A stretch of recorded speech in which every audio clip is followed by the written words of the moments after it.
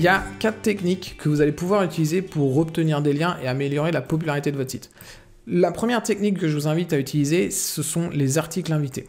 Les articles invités, la méthode elle est très simple. Vous allez trouver des blogueurs dans une thématique proche de la vôtre. Ce qu'il faut comprendre, c'est qu'il faut être prêt à recevoir des refus et à ne pas avoir de réponse à chaque fois. Ça fait partie du process. La plupart du temps, les gens qui vont contacter des personnes pour obtenir des liens vont abandonner très vite parce qu'au bout de 5 contacts, au bout de 10 contacts, ils n'ont pas eu de réponse. C'est normal. Faut admettre que les gens n'ont pas le temps de répondre, que votre proposition ne leur plaît pas, mais il faut faire un peu de volume pour contacter plein de gens et avoir des personnes qui vont dire oui.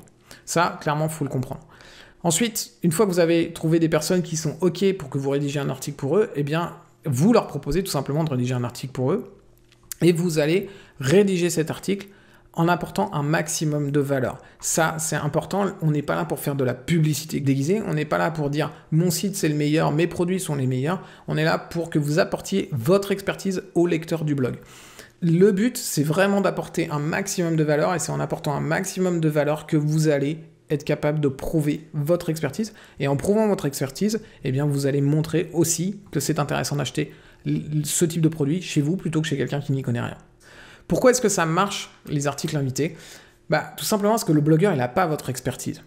Et ce que vous faites en lui proposant de rédiger un article pour lui, c'est vous lui offrez la possibilité d'avoir un contenu supplémentaire sur son site, sur un sujet que lui ne maîtrise pas. Du coup, il va avoir un contenu qu'il n'aurait pas été capable de faire lui-même, et en plus, la plupart du temps, il va gagner du temps, et il va maintenir son site actif, parce que les blogueurs, une des problématiques qu'ils ont, c'est aussi de publier du contenu régulièrement, pour maintenir leur activité, pour maintenir le fait qu'il y ait des visiteurs qui viennent, etc. etc. Et du coup, en lui proposant ça, vous lui enlevez une épine du pied en fait. Même deux. La première, c'est qu'il n'aurait été jamais capable de rédiger sur ce sujet. Et deux, lui, cette semaine-là, il n'aura peut-être pas d'article à publier parce que vous lui en avez proposé un. Clairement, il faut proposer un très bon article, il faut faire l'effort d'apporter de la valeur, comme je le disais, mais vous rendez un réel service aux blogueurs et vous allez rendre aussi un réel service à ses lecteurs.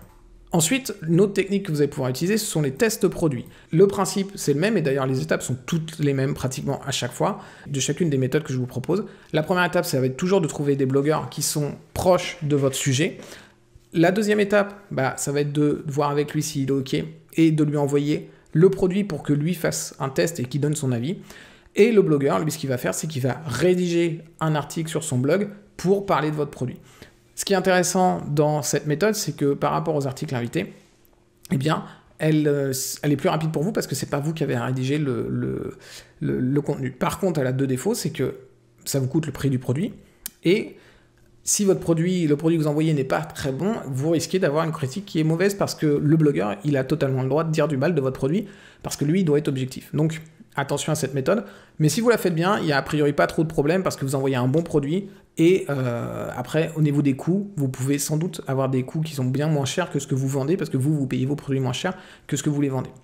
Pourquoi ça marche? Tout simplement parce que le blogueur, lui, il sera content de recevoir gratuitement un produit. Évidemment, ce qu'il faut comprendre, c'est que le produit, une fois que vous l'avez envoyé, le blogueur ne va pas vous le renvoyer, il va le garder pour lui. C'est l'échange de valeur que vous faites. Lui va vous obtenir un lien et un article sur son blog. Vous, en échange, vous lui offrez un produit.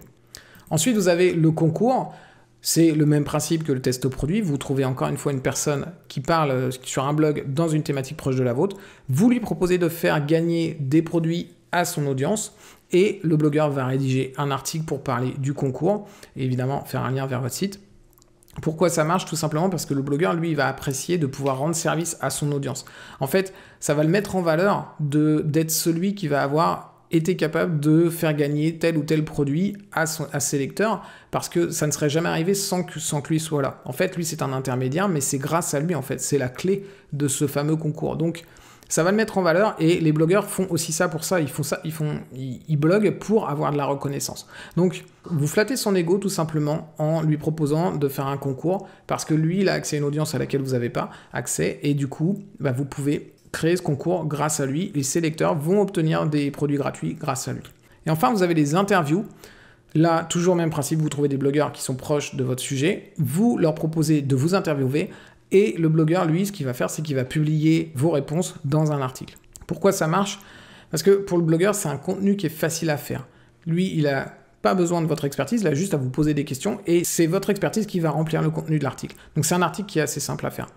Par contre, là où vous pouvez, vous, ne pas réussir à le faire, c'est si vous n'avez pas le bon mindset au niveau des interviews.